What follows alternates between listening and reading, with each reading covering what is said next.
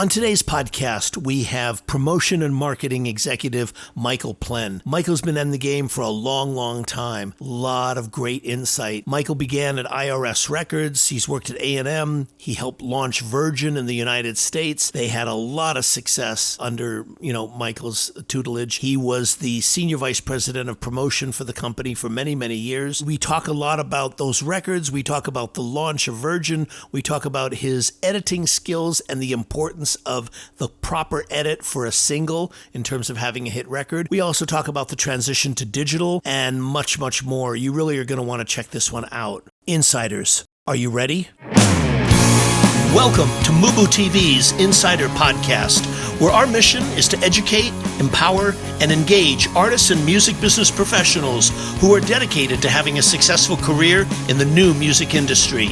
Here are your hosts, Rich Ezra and Eric Knight.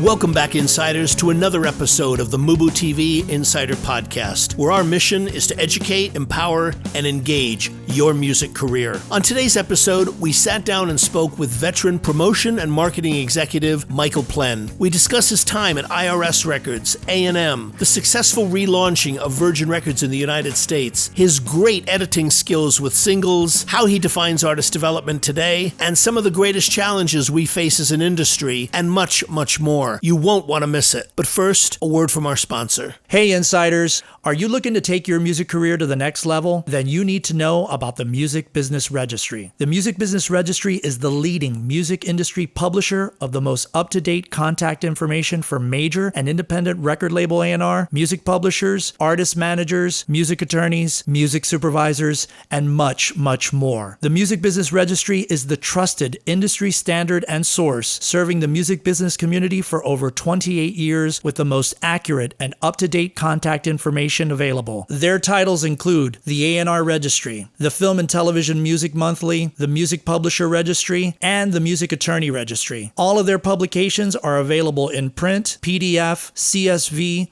or online subscription. Visit them now at musicregistry.com and receive a 10% discount by using coupon code MUBUTV10 at checkout. That's musicregistry.com, coupon code MUBUTV10. When you're ready to put your music to work, musicregistry.com.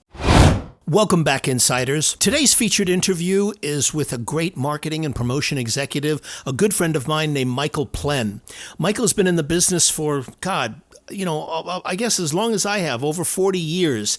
He's worked with some of the biggest acts in the business, including Smashing Pumpkins, Paula Abdul, Lenny Kravitz, Janet Jackson, Steve Winwood, and numerous others. Michael is one of the people who, in promotion circles, became known for the art of editing singles. He used to have a great reputation, still does, for editing wonderful singles and knowing exactly what to keep in and what to leave out. And that's a real art. For those of you who, have ever had songs on the radio or trying to get a song, edited from, 5 minutes down to like 350 or something, or 4 minutes, it's a real art to know what to take in, what to leave out, and, how to make those choices. And Michael really had a lot of great skill set on that. Also, in our conversation, insights on how artists can build their audiences and some of the challenges he feels that we face as an industry today. So it was a great interview in that respect. Yeah, I thought it was really great. Some of the points that you touched on, and others like the most effective ways to help build your fan base today, which I think is obviously one of the biggest thing that everybody wants to know out here that's listening. And the greatest challenges that we're facing as an industry, marketing artists in today's landscape. I also thought that he's worked with some of the giants, like you said at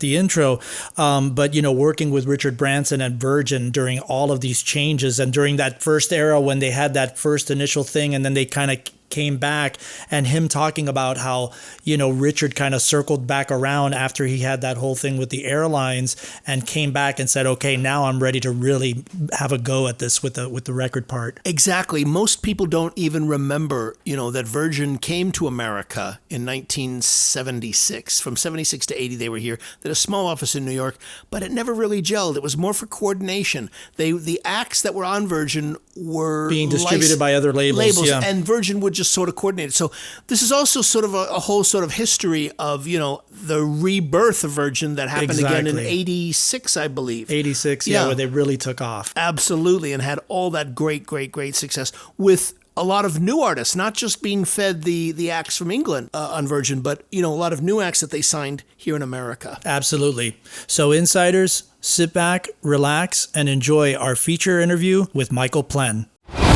Michael, thank you so much for joining us. I really, really appreciate it. Oh, it's a pleasure to be on with you, Rich. Thank you very much for asking. Great. I want to start out with a question that we always ask our guests at first, which is, at what point in your life did you know that music was going to be your professional career path? If I have to subdivide it out between when I discovered music as a youth, which doesn't answer the question, set against when did I discover it as a profession, I'd say the day I was a music director at a radio station in Hartford, WWUH, and the A&M rep, George Gilbert, asked me if I wanted to come work for A&M. It was only at that moment that I found that I could have a professional career in the music business. Prior to that, it didn't even seem like a possibility. That is such a fascinating answer because on a couple levels. Number one, because of what you had said and working in radio. And number two,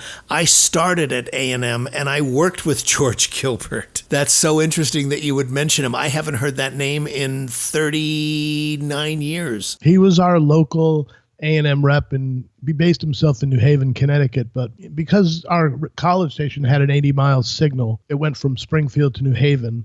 People would come and promote us. And it wasn't until I'd become the music director that I saw all these labels coming and talking and pitching to where I still didn't think there was a job there. I think Debbie Gould at Epic wanted me to be in the Columbia college rep system, but they just wouldn't give me an answer. And George just said, "Yep, forget it. You say yes, you're in." How fantastic. That's great. Michael, thank you so much for joining us. This is Eric. Hi, Eric. Hi. In the late 70s, early 80s, you worked at A&M and IRS Records, a label formed by the legendary artist manager Miles Copeland, who managed the Police, the Go-Go's, among others. What was the musical climate like during this era? It was a crossover environment. And I think, like anything, there were many forms of music existing at one time. As Rich mentioned, working at A&M, on one hand, I was carrying around the Carpenters and Head East and Herb Alpert and the Tijuana Brass, but then the next minute, it was the Stranglers and Squeeze and the Police and a lot of punk rock. And I think that movement starting in probably around 76, 77, and as it evolved to IRS in the 80s, it just became evident that this music was taking over. And I think while there were all lanes of music existing, I think this was the point where that kind of music gained its momentum and started to really become more a possibility for the mainstream. Was there a lot of challenges in the marketplace at that time? Absolutely. I remember even after I got my A&M college gig in Hartford, bringing the Police back into the station, and one of the strong-arm Nick Drake fans put me up against the wall and said, "Don't bring that crap in here. You ever hear him come in here again? You'll never be in here," while I was about 5 feet off the air with my feet dangling. The things like the Police, and it's hard to imagine maybe where they are now, but I drove around in a van with those guys where 9 people would show up, and it was challenging. People didn't necessarily want to believe. Same with Squeeze, same with a lot of the IRS bands, the REMs, the Go-Go's. They weren't as, say, punk-esh, but they were diverse and different. But yeah, every one of them had a starting place that said, this is going to be tough.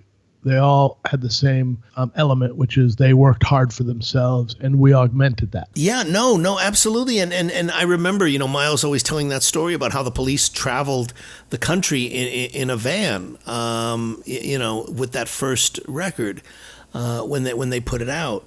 And yet you were instrumental in breaking many seminal and iconic bands and artists on IRS in the 80s, including the Go-Go's and the English Beat and REM and Fine Young Cannibals, just to name a few. And this was an era, I guess, when labels really did that, that true artist development, like what you were saying, like with the Police and others, where they really gave it time.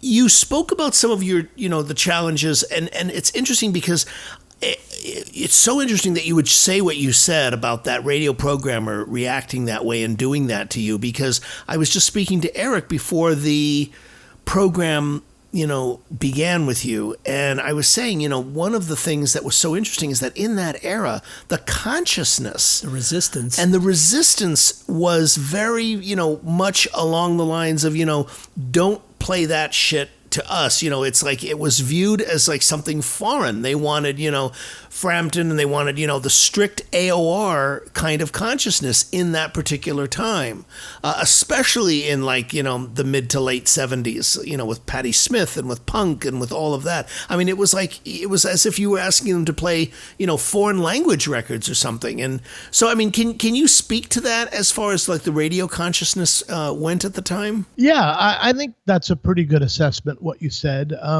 There really, in 1980, wasn't what was called alternative radio. There was what was called AOR radio, album-oriented rock. There was college radio. And each band, at least the ones that I worked with, all had a different, angle into how they got in. Like, for instance, AOR radio, as much as REM or The Alarm, as another one, were thought to may have furthered their career with alternative radio. It was album oriented radio, like the WMMRs or the KLOSs or the NEWs, that would really sort of put their foot in the water first. None of them dove into the deep end, but they were early believers in it. But there was also those singular outposts like WLIR out in Long Island that were pure alternative that would play them as well. K-Rock in LA, played the REMs and the Alarms, but they weren't as committed to it, say, as they were where they'd play Magazine 85 times a week or Killing Joke, 100 times a week. So every format had its difference. K-Rock had a tendency to play the English beat, to death. They broke the Go-Go's, but every new band, and you look back and listen to them now, they weren't that different. If anything, they were right down the middle, just different from what was happening then.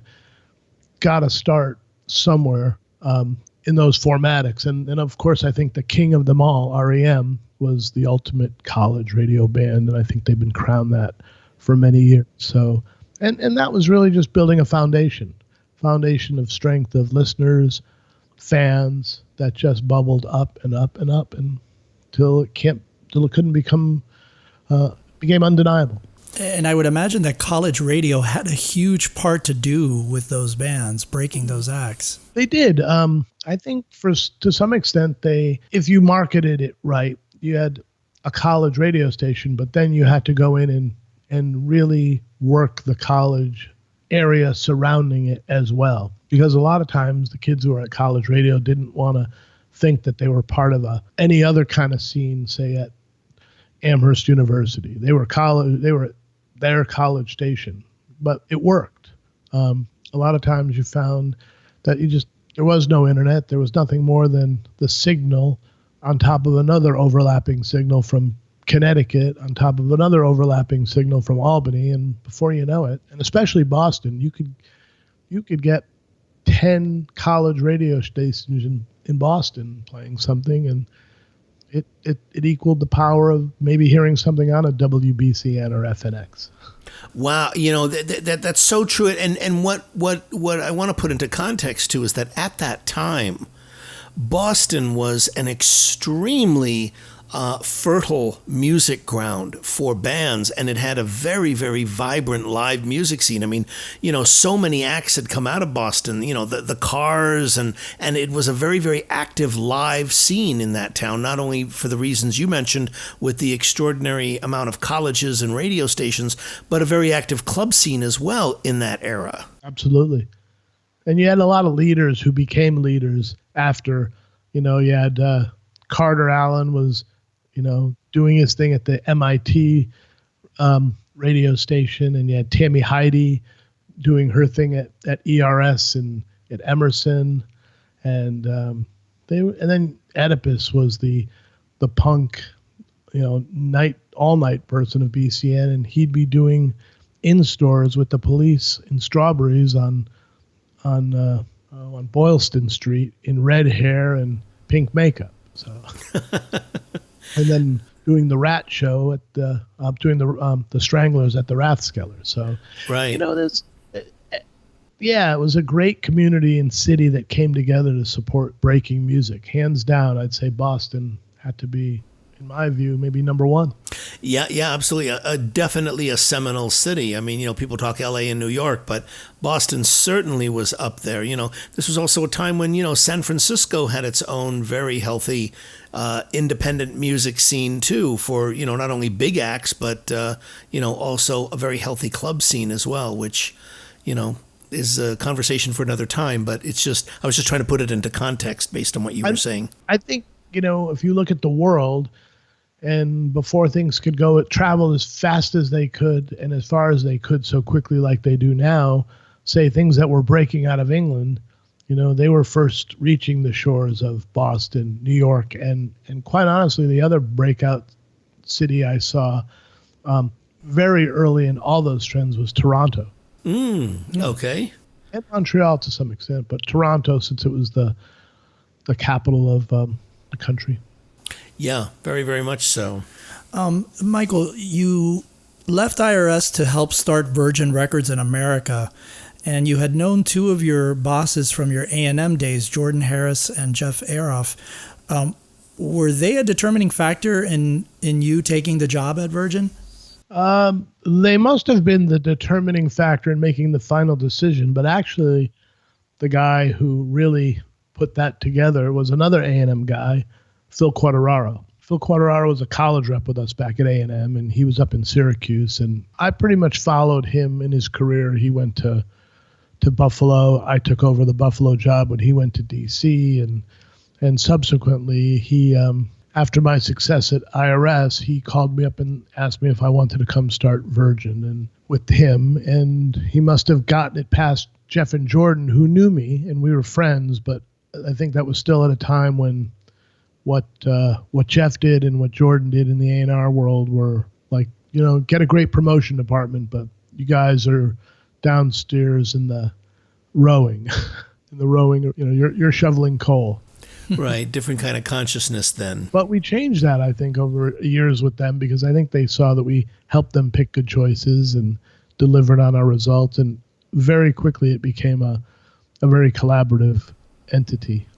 Oh, absolutely. I mean, I remember that period very, very well. I mean, you had enormous success with new artists, as I recall, new artists, people that had, never been signed before, people like the Cutting Crew, people like Paula Abdul, people like Smashing Pumpkins and Lenny Kravitz and, later the Spice Girls, as well as, Janet Jackson and Steve Winwood.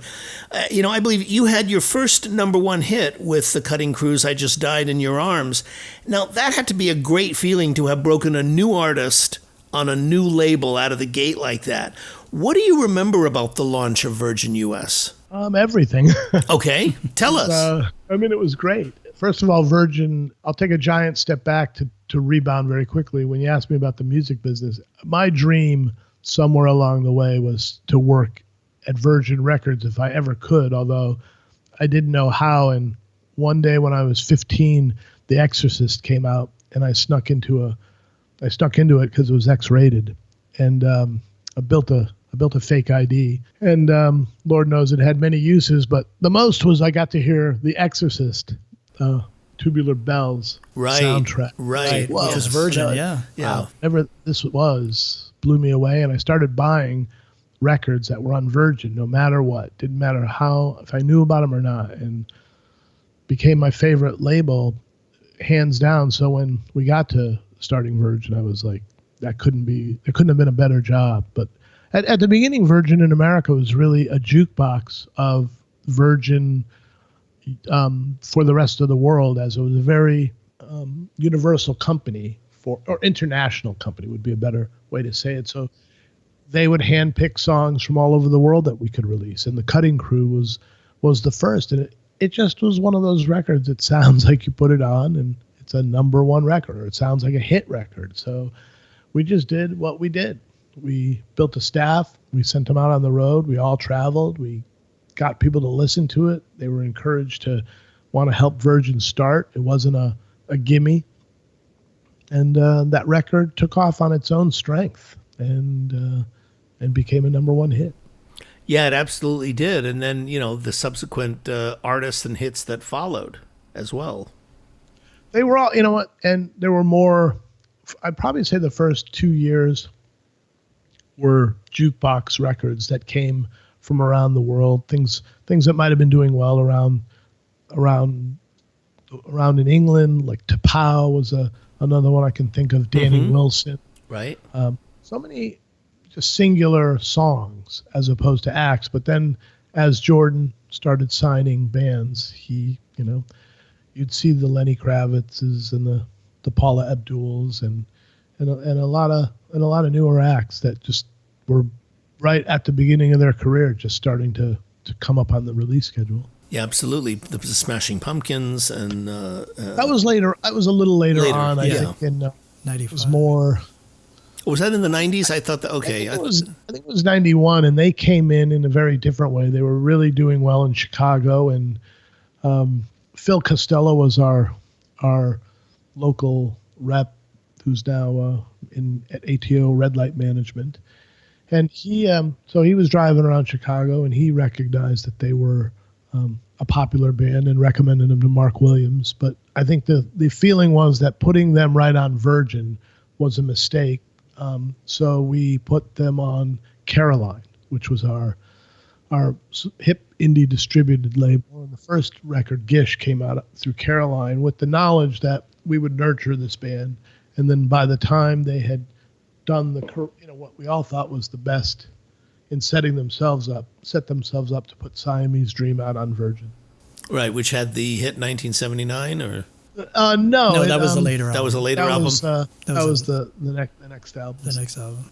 Infinite. They had Today. Melancholy. Right, Melancholy of Infinite Sadness.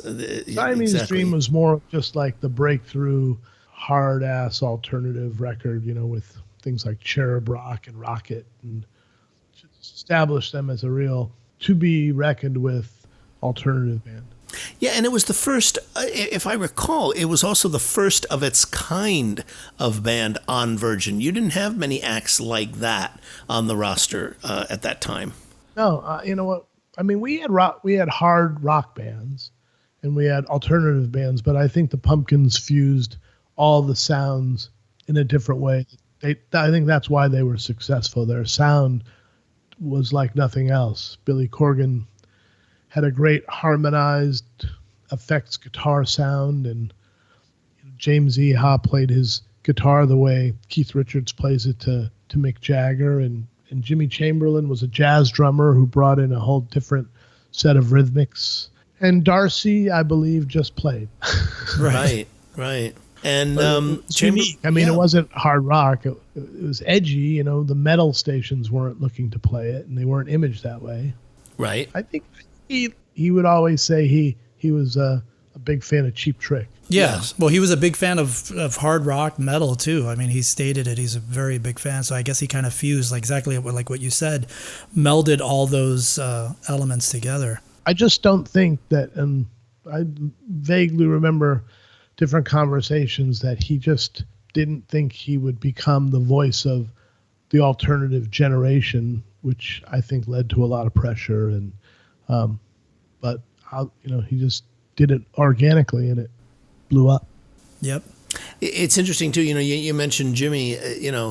I guess sort of like a little tidbit is that, which I'm sure his father was the president of NARAS. I didn't know that. Yeah. In the 80s, I think it was like 84, 85. He was the president of NARAS, and NARAS then was a much smaller organization. I mean, they had maybe 3,000 members tops back then. They had a little office on Riverside Drive in Toluca Lake, and I mean, it was a much smaller organization. But his father was the head of NARAS at the time. So just an interesting tidbit. He's a great dude. Yeah. Absolutely. Michael, let me ask you, this was Virgin's second attempt at a U.S. operation. What do you think inspired Richard Branson to give it another shot in the U.S. at that time? Well, I remember the first one really well because I was living in New York, and Virgin established itself as a company in '76, and then it spent its first 4 years putting records out through distributors. I think they had a place in downtown New York through the late '70s, and Philip Page was the head of promotion, I believe, at the time, and his job was to sort of interact with the Atlantics or the RSOs that were putting out the XTCs or the Simple Minds. They all came out through different labels.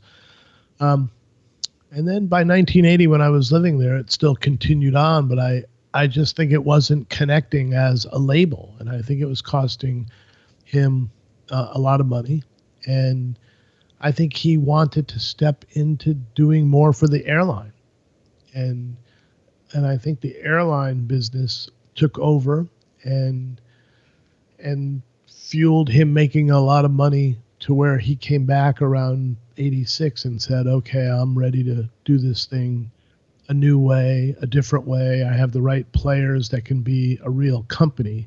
The people in New York at the time, it was a small office, but, all mostly from England, but they knew Virgin really well, and they did a really great job of keeping its integrity up. But I think this was Richard's attempt to really go after being a major independent that could run with the pack. Yeah. Oh yeah, and they certainly did. I mean, the thing is when you look at the context, I was at Arista at that time, and when you look at the context, I mean, that was a very healthy period for music. I mean, '86 is, we'd had that whole period between '78 and '82 that was a real slump. From '82 on, we had the whole new wave era and the whole new British and MTV hitting, and things really were just, in a great place, pop music wise. I mean, things were breaking, and, bands had become enormous, the Police, so on and so forth, REM. I mean, you remember that era very well. And then to have come in when you came in to the market and to have had the impact that you had in the course of 2 years was really magnificent. I mean, it was a tribute to all of you to have been able to do that in a marketplace that was, it wasn't uncrowded, shall we say, at the time. I mean, there was there were 6 major labels at the time, and there was also all of the underlying labels that each of those 6 had. In terms of major companies. So, it was a really, really interesting time, and a healthy time, too, for the business. I'd have to say that the majority of that would really be due to what the company was signing, both internationally and locally. I think if they signed pieces of shit, sometimes we made hits out of them. Right. But more times than not, the real great records that were developing overseas or that we nurtured domestically really were A-list records. It just took time to get them. Yeah. To me, it reminded me, Virgin always reminded me of Island. You guys were like kind of on that same, there was that culture, that consciousness of what you guys were signing and putting out, and they were having huge successes, but they were very diverse. That's a good comparison. Yeah. And, I don't know. I mean, I never knew Richard, but Chris was a record man. Was Richard actively involved, or did he leave that more to, to his partner in terms of running the label, Simon and so forth? Simon Draper? Yeah. You know what? From the beginning, and that dates back to the '76, there was only, I believe, 3 or 4 people that were Virgin Records. It was Virgin. I was Branson as the innovator, lead man, who had the wild enthusiasm for it to succeed. And Simon Draper was the A&R man. He found all these ingenious acts way early on in their career. And then Ken Berry was the finance man, but he had a much broader much broader view of just being financially solvent and successful. He had a creative head to him, so that helped. Yeah, no, absolutely. And you guys had a lot of hits. And I want to ask you, I mean, you were... Go ahead. Sorry to interrupt. The answer, though, was Branson, as it got to the 80s, did get himself involved all the time. We'd hear from him maybe every week or two. Sometimes he'd just pop in unexpectedly and go into meetings or rouse us up to something. This was around the time he was taking balloon trips across the oceans or doing things. I remember one time he parachuted into Times Square. To open the Virgin megastore. So, and he would always get the Virgin team to be the promotional oomph behind that as well, with whatever other team he had on a publicity side. So he was definitely involved, and he would call and wanting to know how things were doing. He was a very sincere man, definitely not a jerk, always kind and receptive. Yeah, he always seemed to be even today, I mean, he's still a very thoughtful, considerate kind of person. I mean, everything you see about him and hear about him. And he's still very active on social media and, doing all kinds of interesting things with the things that he's doing. So I think social media is a gift for him. Yeah, no, absolutely. Michael, I want to talk about something that's sort of a thing that you're known for in label circles, which is that you're a great music editor, especially for editing and sound design for single edits of songs. And, I'm curious, what are the most important elements to have in a single edit?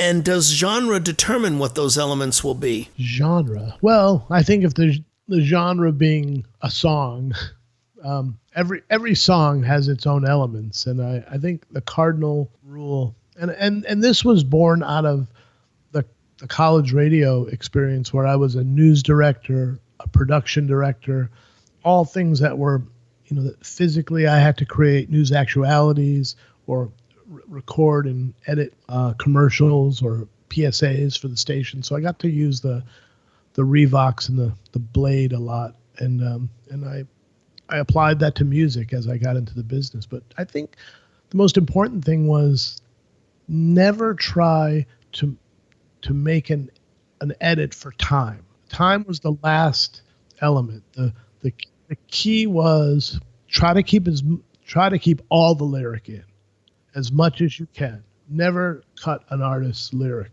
And if you do, you offer them two versions so they can hear what it sounds like with and without and ask them what it means to them. But mostly it's keep the fluidity of the song going. A lot of times songs are just repetitive musical pieces that repeat over and over and over. And sometimes the hook itself repeats over and over and over. And a lot of times that's a little bit too much hitting you over the head. So if you know where to tweak here and tweak there, you end up coming out with a beautifully perfect single version that really didn't do anything but just tighten it up. Do any specific single edits over your career really stand out for you as like, I was really proud of this one, or this one I think I did a really, better job at this than others, or no? Well, that's tough. Because I know you've done so many. I mean, I did them all the way from IRS all the way through now. I mean, right. REM, I remember we did Radio Free Europe in the basement of WZBC in Boston at midnight. And it was, and it took, and Michael Stipe was there. The only way to do it was really to cut out the second verse. And Peter Buck said, wait a minute, there's going to be 500 copies of this edit available only pressed on vinyl, and it'll sound like this. And I said, yeah, that's it. He goes, I'm good with it. And Michael Stipe said, yeah, I'm good with it. It'll be a collector's item. So that was one of the rare times where lyrics being cut out. Right, a whole verse, yeah. And the availability of it being minimal was interesting, but I don't know. It's a hard thing to think about over the years. I mean, it's an art form. I wasn't even aware that you did that until Rich and I were talking about it, and he mentioned that you were involved in doing that. And I always thought that was very interesting. I remember one I mentioned earlier, this band from England, Tapao. They'd been successful, and the way England worked was you had to follow whatever they released, and their second single had already bombed, and we didn't want to put it out, so we told them we wanted to release the third single. They were doing Bridge of Spies, and I'd given them an edit that I thought would work, and they said, no, we're not going to do it. You have to put out the second single. And then we put it out. It was a bomb. And then they went and took the edit, put it out in England, and it went to number one. And oh, wow. And of course, they never, they pleaded like we had that all the time. I think along the way, Lenny Kravitz, there were different edits done on some of his things that made his songs better. Janet Jackson, hers were mostly you just tighten them up and things. Right. I'm trying to think of what might be the most radical interpretation of an edit, but nothing is really coming to mind right off the bat. Okay. All right. There were a couple where we flipped things around, took one part from the middle, put it at the end, put one part from the end, put it at the middle, restructured it, and it actually sounded like a better song. I think this was a German band called The Other Ones. And Holiday, but in general, mostly that they all had their own unique nips and tucks. Let me ask you, because one of the things that I noticed, especially in the 90s, that you would hear is there were these special single mixes, not only edits, but mixes. Would you ever do special mixes or remix a song just for the single version on radio? Because I remember oftentimes you would go and get the record or whatever, and it would be a totally different mix and a totally different kind of song. It would have a whole different feel. Was that something that you ever were involved with when you were at Virgin? I was never involved in the physical mixing of them, but yes, there was, the record would be done and you'd pick your single, and then inevitably there'd be somebody who could come in or would say, that needs a single mix, which means hiring a specific person who might have an ear or a taste for, at the time, of what the way things sounded good for pop, and you'd approach them, and they were different in every different genre. There were people who did them in the urban world, people who did them in the pop world, like a Tom Lord Alge was the go-to guy, or a Chris Lord Alge for if you wanted to have a good pop record. Later Serban Gania became the guy that was more like, you want to get a great pop record. But yeah, everywhere along the way there were single mixes that were made to give whatever per se the album producer and mixer may not have gotten a chance to succeed here. Yeah, I remember a famous one where the single mix, I mean, if people listen to the album mix, it's practically, it's a whole different feel, was Jerry Rafferty's Baker Street. That was a special single mix that they did, and that became the huge hit. But it really was a much more tightened and much more, it had a different kind of vibe and energy to it than the album version did. A lot of times, depending on where records are produced, there were many times things that were made in England or France, they were being mixed by the producers who felt what it sounded like for them. And by the time that record got to America to be released, and it was being listened to by the A&R and promotion departments here, that changed up. And it was like, we need to adjust this for here. So it wasn't uncertain. And then I believe Jerry Rafferty had more extended saxophone solos through those songs. And Right. So you always have to, I guess the theory was that people didn't want to hear endless saxophone bits, so you tighten them up to be good, just like Light My Fire. You didn't hear the whole full Ray Manzarek organ solo. Exactly. It was tightened up. Of course, they hated it, but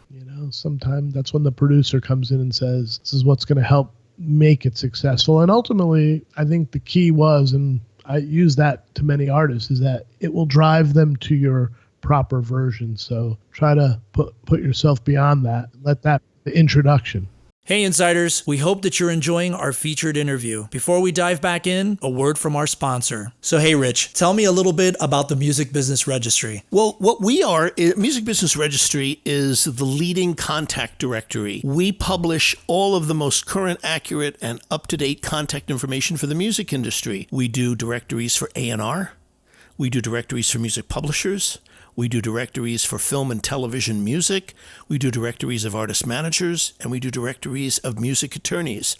And we also sell other publications too, like the Indie Bible Series, the YouTube Bible Series, the Indie Spotify Bible Series, and other things as well. That's what we're about. So if I wanted to find out, let's say, the music supervisor for American Horror Story, I can kind of go into the Film and TV monthly and find the information that I need there? Well, we don't list specific shows. What we do list is if you know who the music supervisor is, and you can find that out on IMDb, then you can find their contact information. And we have that in our Film and Television Music Monthly. Absolutely, yes. That's great. And I hear that we have a discount right now. If you go to musicregistry.com and use coupon code MUBUTV10 at checkout, you'll receive 10% off your first order. That's absolutely correct. Yeah, we offer that to all of the MUBUTV insiders. So insiders, check out musicregistry.com and use MUBUTV10 as your coupon code. That's true. There was another famous jazz record that I think MCA was able to have somewhat of a hit with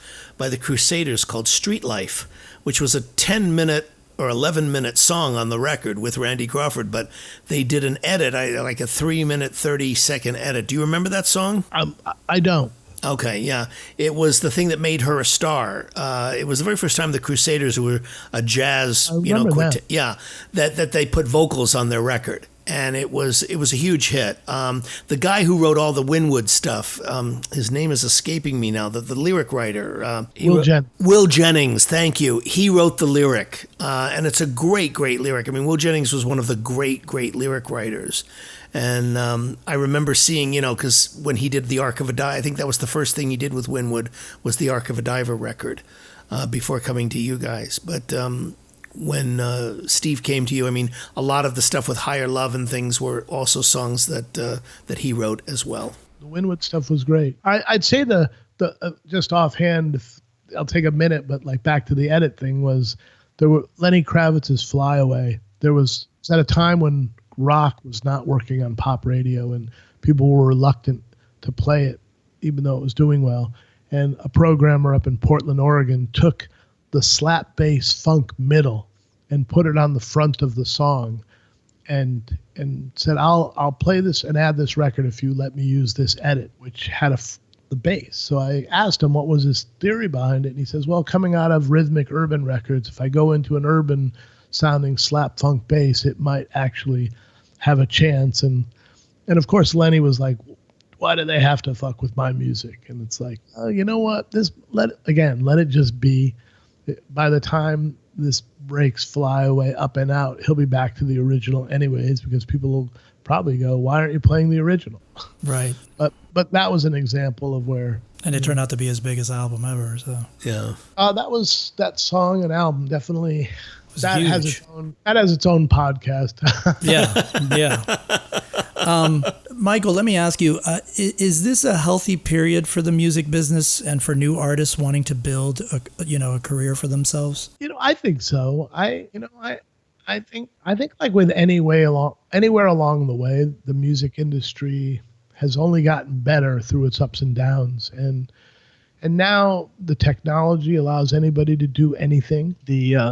There's a lot of it happening. I think what's probably the slowest part is how the legalization and monetization correctly helps the artist, because I think a lot of times these technologies are born, and before an artist or a manager or a lawyer can sit down and go, is this really right for my client? It's already up on, and you're sort of backtracking a defense. In terms of growth for the artist, I mean, before you had to go into a studio, spend a lot of money, make a record, and get out there and get it hopefully signed. Now they can do it on their own. I think the only thing that still remains consistent is you have to be creative. You have to be in your career. You can't put a song up or out and think, it's just going to happen on its own. The artist still has to be the most important part of it. And I think things have changed a lot. There used to be times when artists didn't want their music in commercials or advertising. And as you know, in the business you do, syncs are the thing that can keep a band going month to month or buy the time to put them on the road to get, stronger as a live entity. So I don't think there's ever a better time. I think it's called evolution. As someone who's seen the radical transformation and evolution of the music business over the last decade, has the industry's definition of success been redefined in this era? Yes. I think, it depends on the artist, but I think still the ability to monetize and earn money is a central piece for what people want. But I also think people get celebrity out of it, and out of celebrity is born opportunity. And the bands who still want to be creative and tour, it's a much different road. They have to get out there and work really hard, and instead of just putting something out that it gets put up on Spotify and you're discovered. Things might happen faster, but I also sense that things go away quicker. Yeah, absolutely. They don't stick. Excuse me. I think that's probably the thing I noticed the most, which you put out records, and if you're not, music can't be set up like a film, although perfect examples, I suppose, in recent times, like Billie Eilish being able to get 1 million pre-orders on Apple is a great example of just building awareness for something that would have been the equivalent to launching a record out of the box. But they did that over 3 years, Michael. I mean, that's the interesting part. That's the strategy today, is you don't put a time frame around what setup is, where a movie that's coming out on September 20th, you may start shooting it 3 years ago, and you see more and more movies leaking things out as they make production. They're not really ready. I think the same happens with music. Is you just really have to build fans, and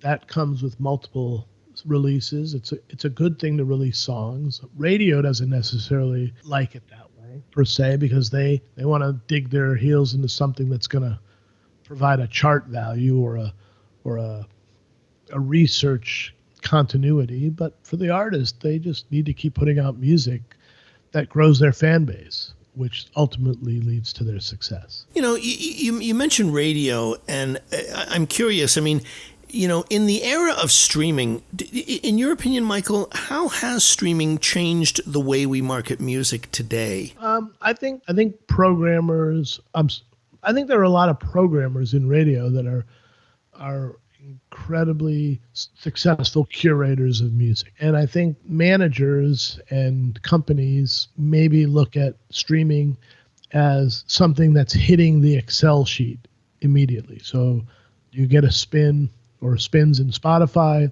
that's a hands down, something's going into the Excel sheet for money. You get plays on KCRW, and while you might not see the surge of something specific or assign it to a number, that many times that converts to a call from a supervisor getting the song into a film, or it builds the artist's career to where the next thing they're doing is they're headlining a South by Southwest event, which draws in other brands, or they're doing something at the Annenberg that brings in a whole different set of people. So I think in every city there are people in radio that still mean something. I think pop radio is still important, and whether or not it's hard to get, and I think it's just another part of the puzzle. That's basically how I view it. And sometimes the puzzle starts earlier in the process, and a lot of times the puzzle could be the caboose. But I still think they're a key part of the puzzle, but I think mostly everyone's moved into the streaming and into the streaming world as the first and most important marketing aspect. Based on that, where radio used to be the most important aspect of the exposure cycle because we didn't have streaming, but in your experience, Michael, is radio looking to see what streaming is doing? Is radio looking to see how well did this stream to determine or to give them data or information or a criteria on whether they should add something or not? Or do they not pay attention to that? No, I think they pay attention to it. And I think a lot of them caught on faster than others. There have been some that downloads to the very end were like, still, what are downloads? And it's like, downloads are dead. Right. You don't want to be asking about downloads. Yeah, nobody's downloading anything. Yeah. Let's talk about, YouTube streams and Apple streams and Spotify streams and Deezer. And, like basically it's building a story. Whereas when we were in the earlier day of what we were talking about, radio was looking for sales, or did a band sell out a venue that was bigger than anticipated? Now they have a different set of criteria. How's it doing out there with the public? And because things can't happen fast, a lot of times it's become more great excuses as to why not like to play something. But they definitely recognize it and definitely expect to see it. And it's evolved over time to where the excuses and reasoning, if you can put them in both the same box, are there to be used if the programmer really wants to play what they think is going to help them draw listeners. And I think most radio and radio companies are becoming a lot smarter about how to market themselves within the digital world. Like how Sirius XM went from being a satellite company to being a company that now lives on your app, lives on your phone. You don't have to be in a car, the iHeart apps and then all the individual, curators themselves and how they're socially connected. Someone like Jason Bentley, I'm sure his social prowess goes in so many different directions, from the dance world, the club world, the international world, the local world. Yeah, and he can bring all that to a KCRW. I mean, which is also a like a benchmark station or a seminal station in that, the NPR world of National Public Radio really looks to that station to as a guidepost, or as an example of perhaps the kinds of things to add. And its power, I think, especially over the last 10, 15 years, has been staggeringly significant, like you mentioned, with regards to, film and television placement and songs that are getting exposed, having, an entree into other worlds and other formats of media that, other kinds of radio perhaps wouldn't be able to offer. I think Bob Boylan and his crew at the NPR Music in general, the Robin Hiltons and the Stephen Thompsons, Ann Powers, I think they are worldwide purveyors of music and done a lot to also, bring music that nobody would hear right squarely into the mainstream. As for commercial radio, they can choose to live in, they have their hand in both worlds. So most of them live in what's the classic part of what they did, and then another part is offering people what is currently available now. But I still think what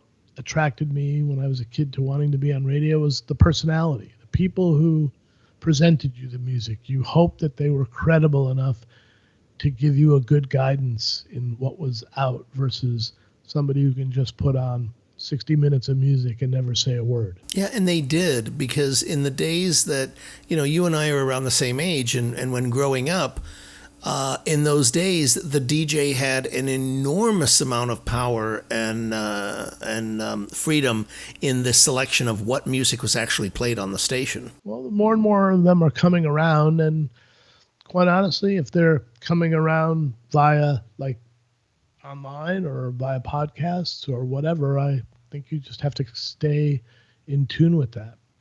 But then again, artists who hear their records for the first time, you hear something on a Z100 in New York or a BLS or a K-Rock or whatever, it still has a different feel than it does hearing the first time your record pops up on Spotify. Right. Oh, yeah, absolutely. Let me ask you, Michael, how do you define artist development today? I define it as, it depends on, well, I guess if you're asking me, I define it as anything you can do to further incrementally move an artist further. And depending on one's experience, in my case, my history is I can talk to anybody in any kind of format of radio. I can talk to people at the DSPs. we grew up with a lot of them. Guys like Alex Luke, are running Amazon.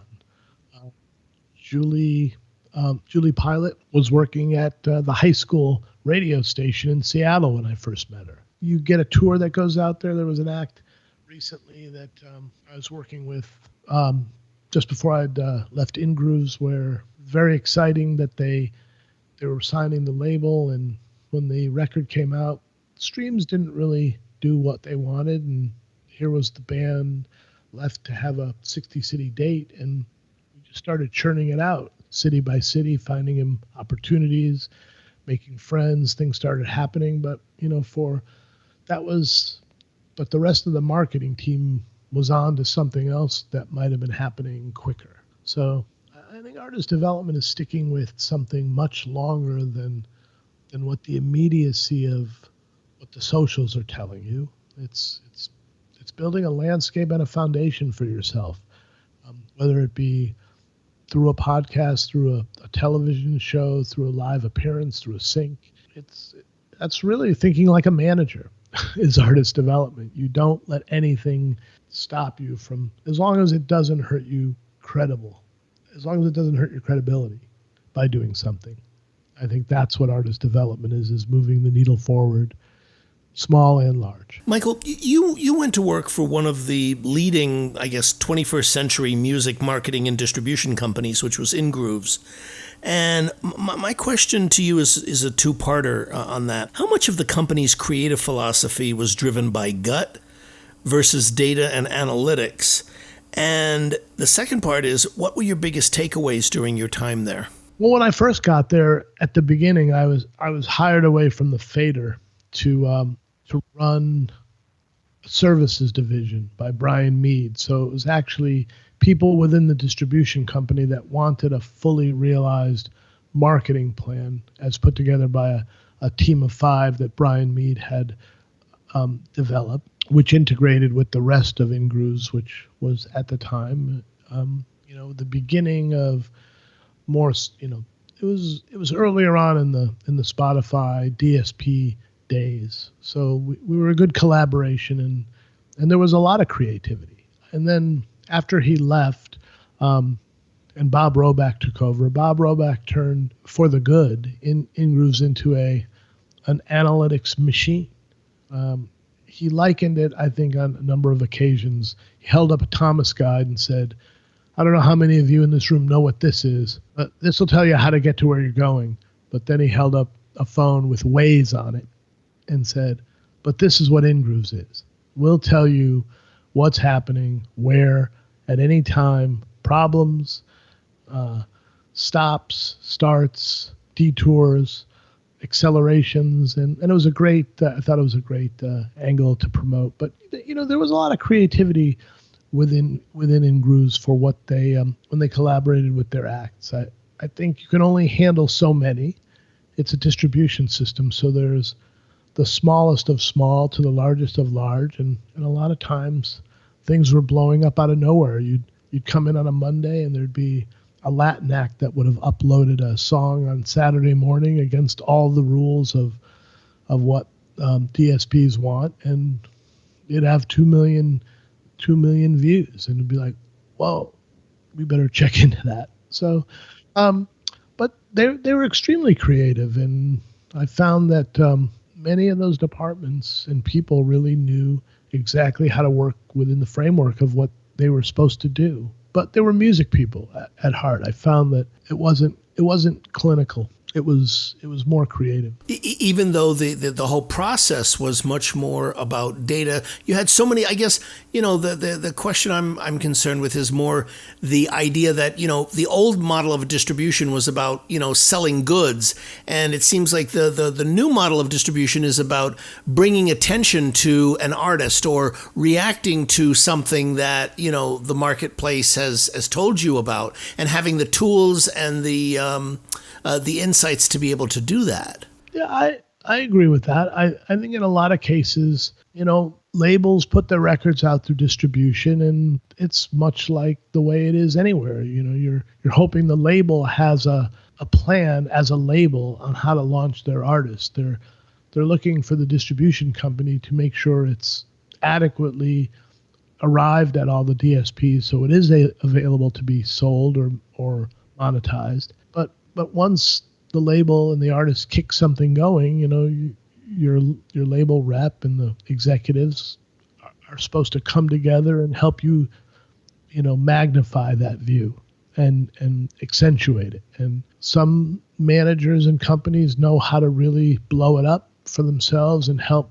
work hand in hand. And then there are others that just sort of hand it over to you and say, you need to help us do it because we don't have a clue. So a lot of times it's really, every partnership is different. And again, I think time is the great piece that everybody needs. You can spend 6 months working on something that may develop an artist's career, as you said earlier, in artist development, but if it didn't move enough of the needles to in the streaming world or the DSP world, that may not mean anything to the distribution company, but it may mean something significantly to the manager and the artist. Sure, in terms of moving the career forward, or, I guess what happened with that particular release, or how did that particular release affect, like you were talking about, the development of the artist, the contribution, whether it was through a sync or through, an additional tour or a branding opportunity or something like that with regards to their career.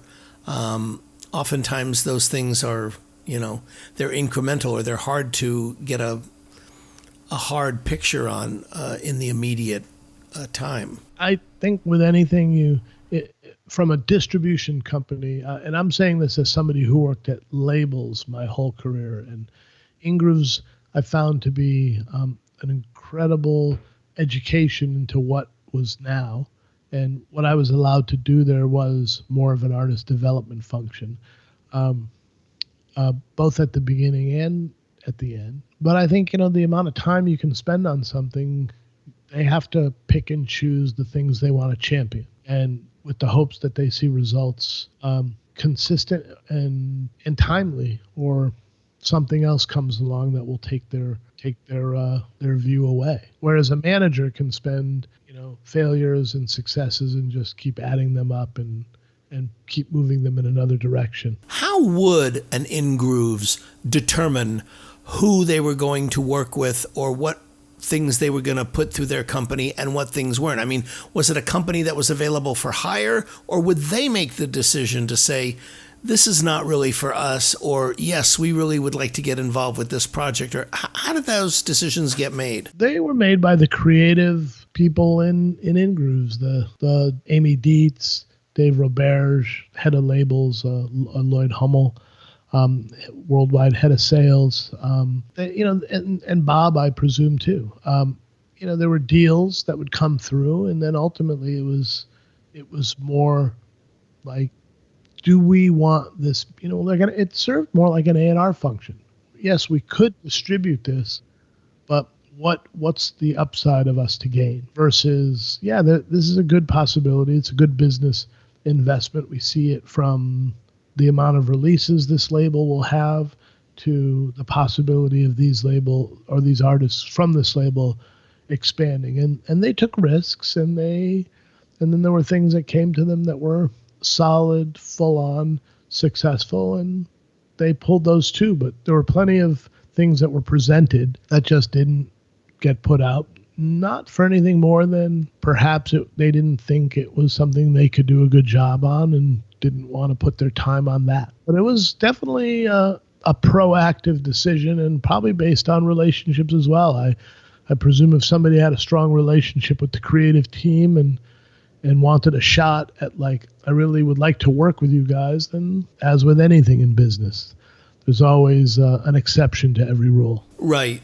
Yeah, I was just curious if those decisions were made by, the executives at the company, or if it was a thing where you could hire the company, if you had the money to hire them for specific services. At the beginning, like I said, when I went there in 2012, you could hire Ingrooves label services to work a project, but Brian Mead didn't take everything that was thrown his way either, because some of it was poor. Yeah, some of it's poor, and it just had a big check. Yeah. And he was out to try to build a very credible, artistic service department. And, and after that ended, and In-Grooves didn't really provide the artist services the way they had with Brian Mead, it all folded into the individual DSP person. And that's where the creativity came from. But it was the same thing. I don't think anybody in the creative field at the executive level, they had their hand in deciding. Unless you had a situation where 5 distributors wanted it and it was the manager's call. I'm sure there were plenty of times In-Grooves wanted something, was competitive in what they put out for it, and then management just decided to be somewhere else, whether it be for personal relationship or for money. That always happens too. With so many new international territories opening up over the last 10 years, how important is the international marketplace for breaking new artists today? And are there certain territories that are more open to specific styles than others? One thing I learned, I guess, at A&M and Virgin more so, was the world is the marketplace. And it was a great thing when music became available worldwide all at once. Then the times you'd see things come out in England and then they wouldn't be available till 3 months later in America. But in general, the world, I went to a lot of international meetings for Virgin, maybe 20 over the years, and they were always held in different places. And you saw the unique marketplaces. France was a huge proponent of breaking out acts. They were earlier on breaking Ben Harper and Daft Punk, and things that not necessarily were part of their background. Daft Punk being French, but even Lenny Kravitz got his first big breaks in Paris and in France. London still, I think, is very much a central place. Japan, South Korea, China are becoming, they're huge musical outlets. South America is definitely a place where you see tours and countries breaking acts. Canada, I think you have to take the world on as any great music could come from anywhere. So it truly is an international marketplace in my belief. And what can succeed there, it could succeed here. It really depends. Nobody's holding it off. There's no toll booth preventing somebody from discovering the next great K-pop band or to know what somebody's doing in Japan or Iceland or whatever. But they're very vibrant territories. For new and developing artists, can you offer any insights into the most effective ways to help build fan bases and live attendance for new acts today? Wow, there's a lot. After the basic, it really depends if an artist is or isn't a live act. I've worked with both. If an artist really has a live ability, my best recommendation is to be out there showing it. It can be costly, but I think a lot of people view if an artist's ability to turn it on live is really true, I think it gives them a whole nother level of credibility. I think, the mastering the art of how, YouTube works with the amount of, footage and film that you can put up there, the same with Instagram. I think shortened film has almost become like the single. People will watch music bits in shorter time. They can consume much more. It may sound broad, but I really think you have to study the art of each DSP and figure out what best suits it and know how to use them. And that, I think, maximizes your potential. Getting them out, then I think you have to have a strong marketing team who can use Facebook correctly. People still need agents. I think, interconnectivity among that group can help drive fans of other fans. I think there's a lot of talk between people who like one thing that the others is still a valid from the beginning position. You like if there's a jam band you like and you hear about Big Gigantic, well, you might be turned on to them, and spread virally. Right. I think there's endless ways for people to do it in different combinations. I think it simply starts with you've got to launch your boat. And I definitely know a lot of people who've made exceptional music who sit back and go, I put it out there and nothing's happening. And it's too bad because brilliance is left in the bedroom. Yeah, no, I agree with you. It's I guess it's an individual question depending on the act itself. I mean, like what you were saying about live performance or what other factors you can bring to the party, so to speak. I mean, you do have, every act has its own tailored way, at the, Alabama Shakes. And, when it came out, it started, as a very organic thing. And then, the way the lady who's the lead singer of Alabama Shakes putting her record out. Yeah, Brittany Howard, yeah. Yeah, Brittany Howard can choose to really, I heard her make a comment like, I have to really just be careful on what I put out and what I say because I want to be correctly defined. I don't want to be misunderstood. So right. I think, how you put something out, where you put something out, try to not overmanage the social scenes of Twitters. There's a lot of haters and commenters. Not try to react to that. I think there's a confidence level. That's what you have to have, and the ability to have a vision and a direction. And then you just start. You can't do everything at once. I think then you'll just be sitting behind a computer, responding to, what a million people around the world are saying. You just have to do what you do and manage the things you put out in a way that is true to yourself. But I think being out there is probably still one of the most essential parts. And localization. I still have a strong belief that being successful in where you are and where you're from always keeps you solidified to pivot from somewhere else if your songs go through peaks and valleys or your career. Do you think that it's important that you have an understanding of the culture that an artist comes from musically to effectively break them as an artist? Yes. I think to some extent, if you don't know the elements that are going around in the lifestyle of a particular musical artist, you're leaving a lot on the table of knowing where you can actually plant the right seeds. I don't think there's a generic way to look across all artists and say you can do the same thing and grow. I think you have to, if you don't have the knowledge of the lifestyle, you need to go out and educate yourself or surround yourself with people who might be able to help direct what you can do towards that. What are some of the greatest challenges? I mean, you've been on the front lines of this for a long time, for, the last couple decades. And what do you see are the greatest challenges that we face as an industry regarding marketing new artists in today's landscape? The patience level, the ability for an artist to be so confident and have direction, whether it's a manager or a best friend that says you're on the right road to doing this, just stay with it, because I've seen quite a lot of times where artists crack and give up right when they're at the precipice of breaking. So I think patience and persistence needs to be the first and foremost.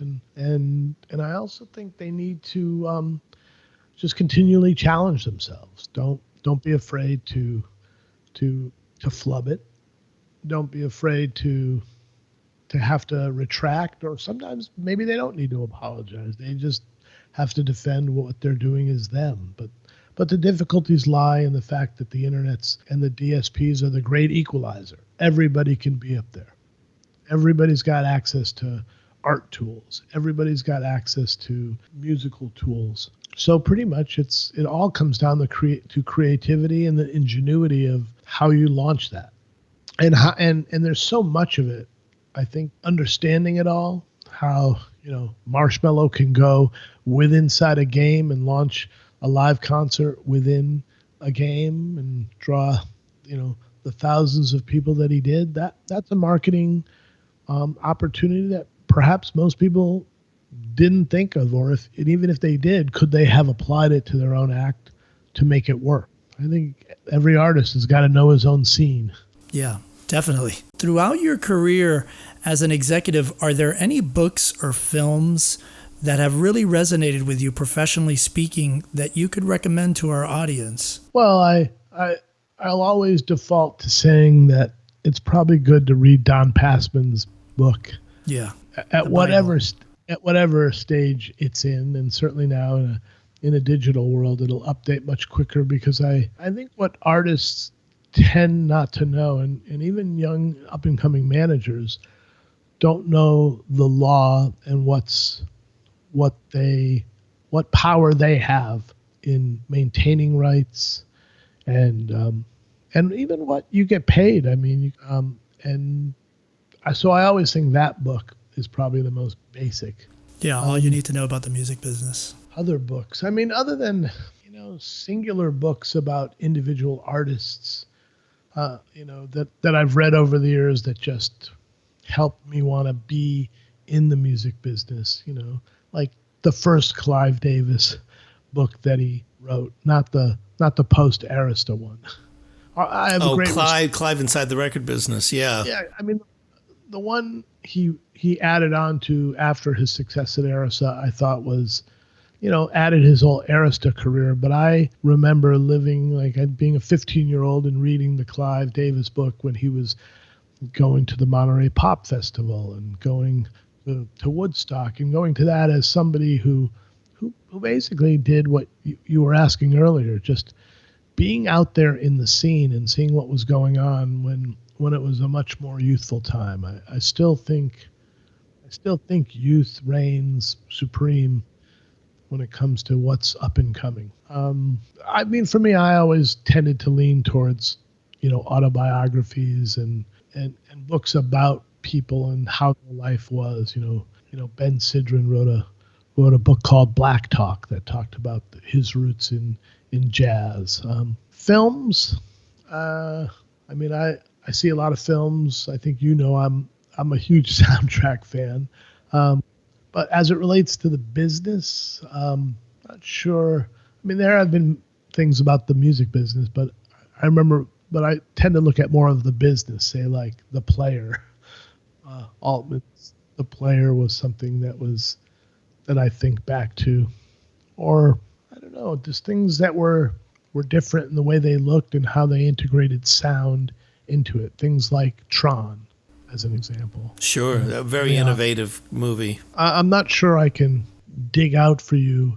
I'm sure, like currently, I want to see The Godfather of music. It was.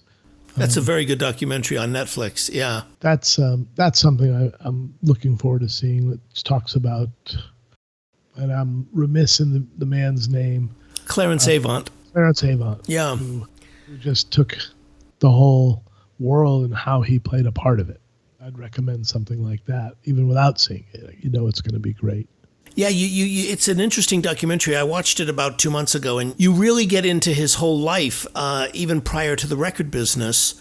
He was very, very close with Sid Sheinberg and Lou Wasserman back in the day, who were the heads of MCA. And, it talks about that whole life that he had and, his relationship with Sidney Korshak and so forth, and how, he moved from back east to California and got into the business. And it's a very, very good documentary, and it's one I think you'd really enjoy.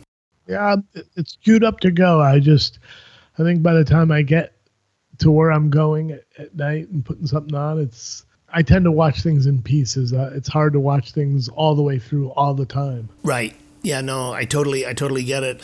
The other one that I was going to say that just came out that I thought was quite good, if you have Showtime, it's called Shangri-La, which is the documentary on Rick Rubin's studio. And it's really not about the studio as much as it's about the whole process of creativity and how he pulls that out in the artists that he works with.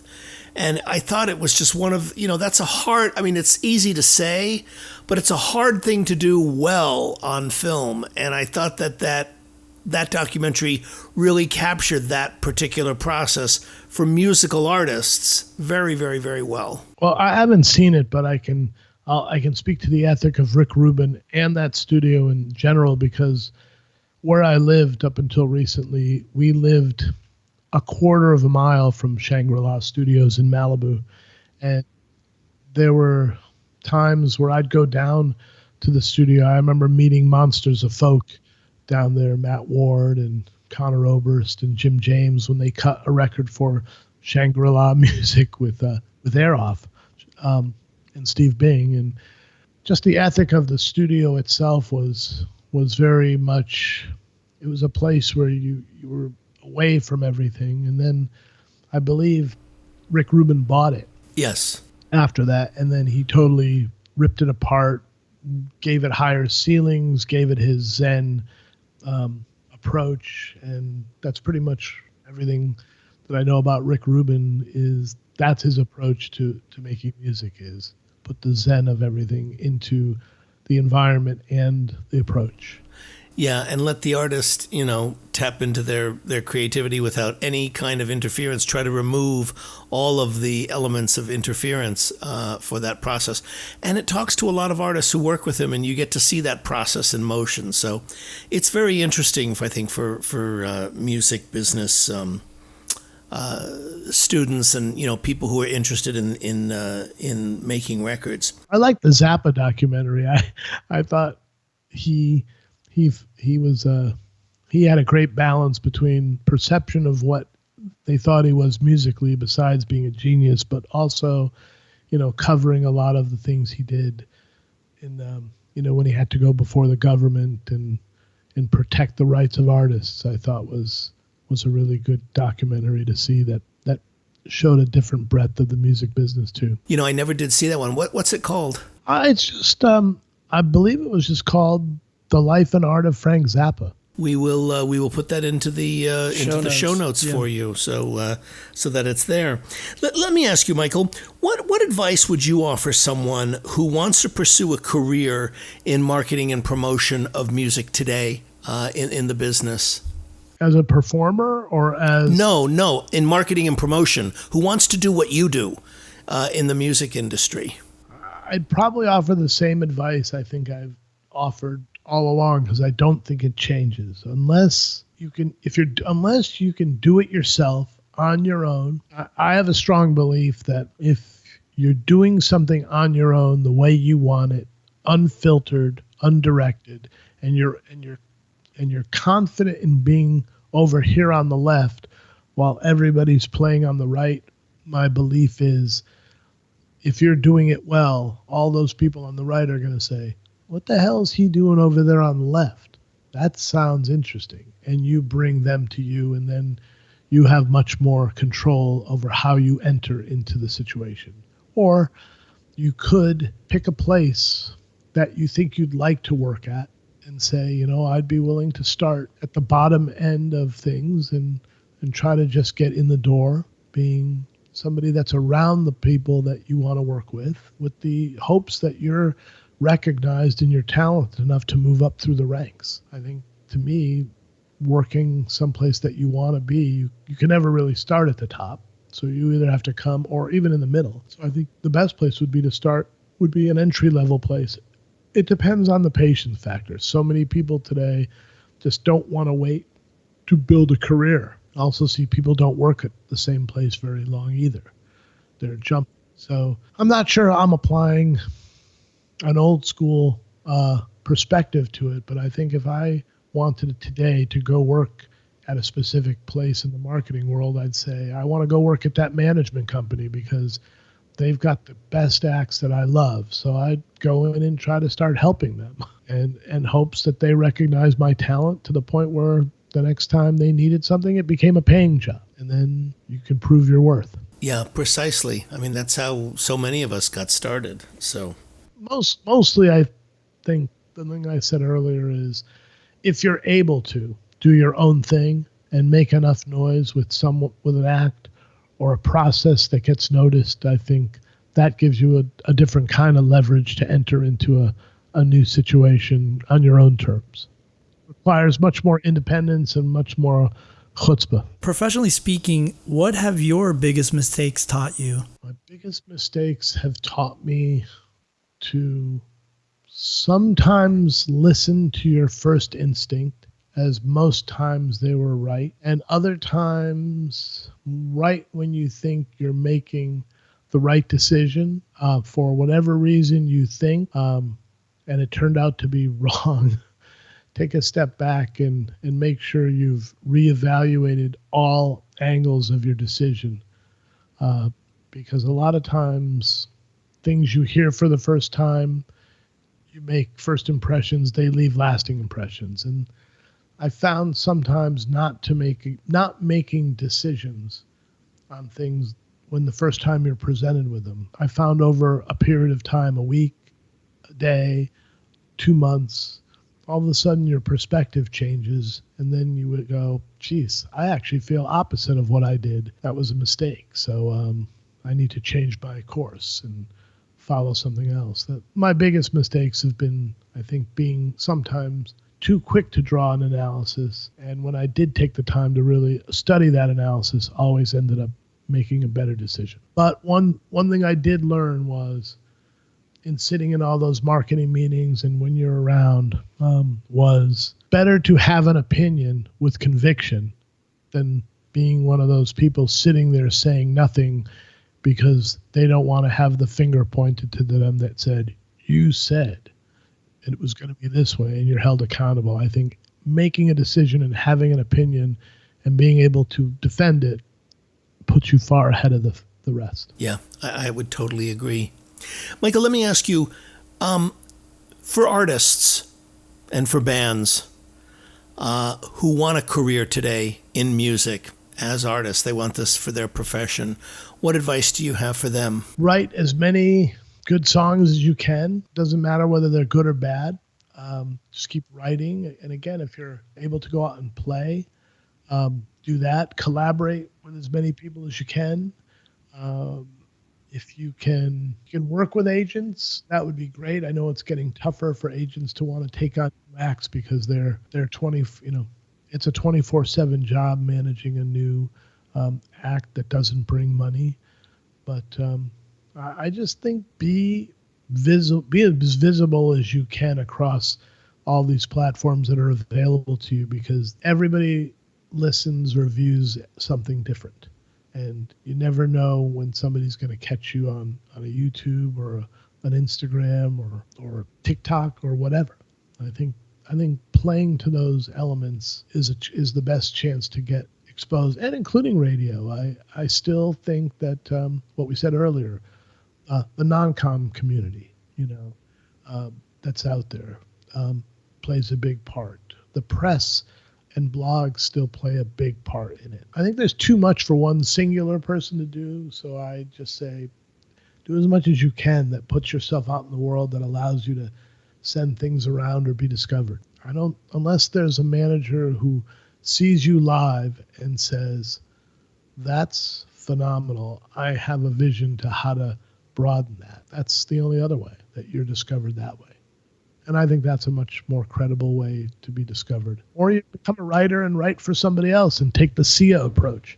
She was on Virgin through Astroworks for many years, and it was evident that she was a good writer and performer then, but she became superstar by just writing. Yeah, writing hits for other people, and then writing hits for herself. Or Diane Warren. You've never seen her really get out there and play. She just wrote. She just accentuated being a great writer and never put herself out front and didn't want to be out front. And didn't matter.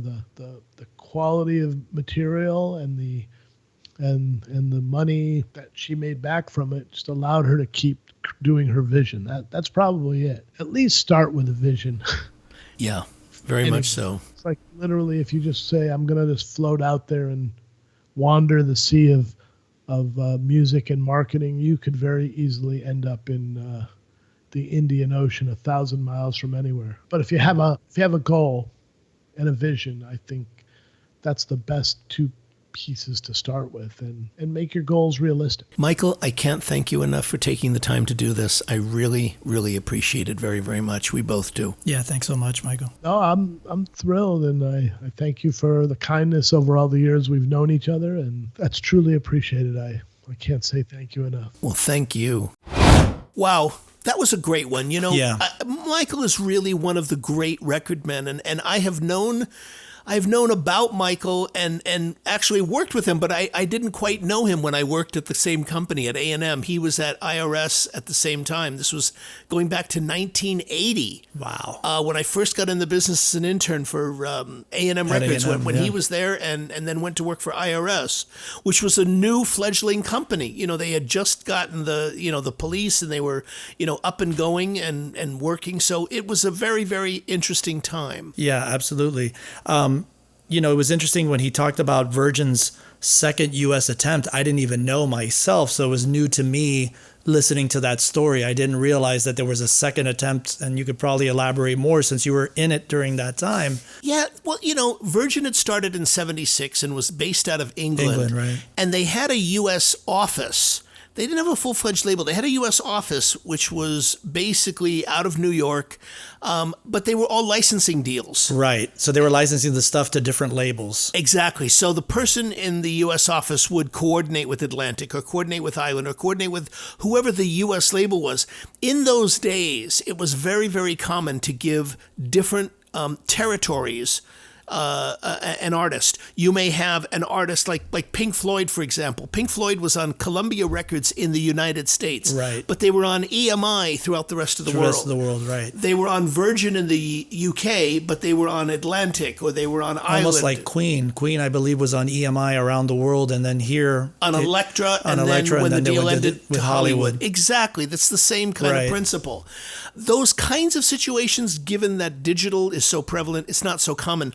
But with Virgin, I mean, it's interesting because between 80 and I guess they kept it for about 4 years, but then I guess in about 86, when the music business was in a really, really healthy period, and especially Virgin, with all of those acts that they had broken internationally, with Culture Club and Simple Minds and all of these acts, as opposed to licensing them, opened up and made a second attempt to have Virgin Records in the United States. And that's when he went to work for them. And that was a very, very, very healthy time for the business. I mean, MTV had come along. We were out of the doldrums. Things were very, very healthy. Things were selling in enormous quantities and doing quite well. Yeah, and I think what was interesting was that first time, I guess because Michael had explained that, Branson's focus was the airline and trying to build that. And so he really dedicated all his time and effort. But I guess after making all that money, then I guess at a certain time, I think it was 86, he came back around saying, let's get this on the map. Correct. So really out of curiosity, so when those records were coming out on the different labels, they were still stamped Virgin, but it was just distributed by? Correct. They were stamped Virgin, but they were distributed by Atlantic or distributed by, like Culture Club was on Epic. Interesting, Simple Minds was on A&M. Other of their artists were on different labels, depending on, who the act was.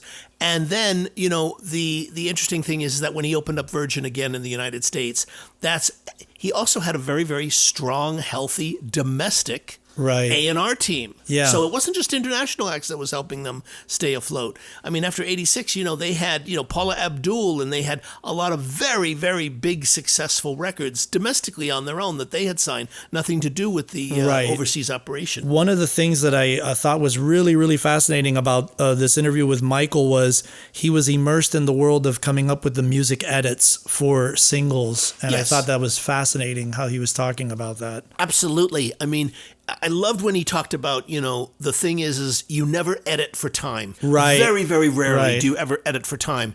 You edit for the fluidity of the song, And he gave an example like where that was an exception, Radio Free Europe, like the REM single early on. And he did that in a radio station with basement. them in there. With them in there, which I thought was pretty cool. And he said, we're going to cut out the second verse. And he said that's one of the few times when you edit for, lyrical content. And the agreement was, we'll have this special edit.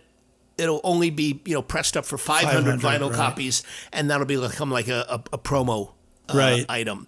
And those kinds of things, I remember that was in the era when you used to have special promo only mixes or special promo only pressings just for radio. Just for radio. There would be like the regular version of the song, like Right. an AOR edit, full on, and then there'd be the edit. I remember Don Henley's Boys of Summer had that, or Right. The Heart of the Matter was another one that had that. And I have those special promo 12-inch singles that have both versions on them. Wow. And they became like collector's items. But that was a very interesting point. Yeah, and I love that he talked about that, in this whole thing with the music edit question was, every song has its own elements to it.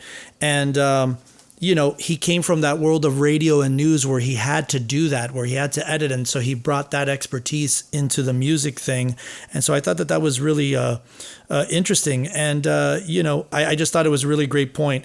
One of the other things that I thought was great was when we asked about whether, the industry was in a healthy place for artists during this time. And, and he seemed to think so. One of the points he brought up was technology, how it's made it so much easier and leveled the playing field, as we've talked about. Absolutely. We've talked about that extensively. I mean, that's sort of a whole technological and cultural shift in that there's positives and there's negatives to that. The positive is that anybody now can record. Right. And the negative is that anybody can record. Exactly. Because what comes with that is, a whole different set of values. It's Right. like, if everybody can do this, how do I bring attention to my particular recording? But he also talked about something that I thought was very interesting. He talked about, the legality issues and, Right. and how, The monetization for the artist and what that means, that typically these things happen and the Pandora's box is already out of the bag, but now everybody's trying to play catch up. And how do we monetize this for the artist? Exactly, and make that work. And oftentimes the technological advances far exceed. They come right. before the legal aspects. But also that, also in this period, it's a real challenge to artists. He's mentioned this a few times, that they really have to be creative. He also talked about the change in values in that, there was a time in the 60s, 70s, and even in the early 80s when you did not license your music to commercials. You were considered a sellout. Right. That was considered something that was not to be done. You had credibility issues Right. if you did that. And that changed. That really changed over the years. Primarily in the 90s, in the late 90s, early 2000s, when the ability to make money from recordings Right. really changed. So there was a whole sort of evolution in the thinking around that issue as well. And I thought, getting to your point about what he was talking about, to be creative, but there's another side to this that I think we don't touch on, that we want to touch on more in this with whoever's listening out there, our artists and musicians, that, one thing is to be creative and come up with this great song that is great in your heart and everything. But the second part of that is about marketing and that how important it is. I don't care how great the song is. If nobody's hearing it, nobody's going to hear it. Absolutely. And that's the great challenge, is that, if you have great material, today, the challenge is, how do you reach the audience? Exactly. How do you, market it, or how do you get people's attention? And, there's two ways, either very, very quickly, but then it can tend to go away very quickly, or you build it very, very, very slowly. And we're seeing that. And we talk a lot about that on this show, where the whole parameter of what is a successful artist, how do we define that, right. has been in today's completely redefined, because there are a lot of very successful artists who none of us have ever heard of. I mean, it's interesting, you and I have heard of Joe Bonamassa. That is not a name that the average in any of my classes, I can, out of every 5-6 classes, there'll be one or two students who's even heard the name. Right. Yet this is one of the most successful independent artists out there. Is he reaching everyone? No. Is he doing very well and can be considered a successful artist? Absolutely. Without question. Yes. Absolutely. So that's a very, very big point, I thought, as well. And in the final area where we talked about the greatest challenge for artists today, I thought that one was obviously interesting, where he talked about, having patience and persistence with this process, that to know that this is not going to happen overnight, nothing ever does, and that you have to just kind of grind it out, and to be confident, giving direction, and to continually challenge yourself and to make mistakes. Yeah, and this is something that I find, this is a really important one, because, he talked about the consequences of seeing in his own experience so many artists who came this close to it and then gave up. Right. Where they just walked away. And, I really want to emphasize that, because I think it's a very, very important quality that, if you have a vision, you have to see it through. Now, if you realize this is not for you, this is not the life that you want, notwithstanding your creativity, if this is not the life you want, then, I see the point. But to me, it's very important that you have a vision and that you follow it through. And the thing of staying with something in a creative way is so important. And yet I know how difficult that can be. I know just for myself. Right. Where you just want to let go. Right. But having the patience. Yeah. And having the rejection and the no after no after no, and just to be able to get up day after day and just say, you know what, maybe there's one little thing. And that's happened with me just on a psychological level. You go through these ups and downs and the whole psychology of being a musician and just riding these highs and lows and the depression that hits you when you feel like things are not going good. But you'll hear something from a fan. Like I hear somebody saying something about our music and saying, my God, your music did something for me. It changed my life. It helped. We've had several people that, wanted to kill themselves, and that our music got them through that. I mean, it's a huge, huge thing. So when those kind of things goes and I get those signals, it's like, okay, that's what I needed to keep me going. And that's what keeps me going to the next point and to the next stage and to the next stage. And ultimately, I think, when I listen to you say that, it's about tapping into what is your life's purpose, right? And what is that journey about? Hey Insiders, thanks so much for tuning into this episode. We really appreciate it. To get show notes, links, and everything that was mentioned during this interview, head on over to our official website at MUBUTV.com/podcast/show notes. If you're enjoying the content and what we're doing here on the show, please subscribe to the podcast on Apple Podcast, Stitcher, Spotify, or wherever you listen to podcasts from. And don't forget to rate and review our show over at iTunes. 5-star reviews are always welcome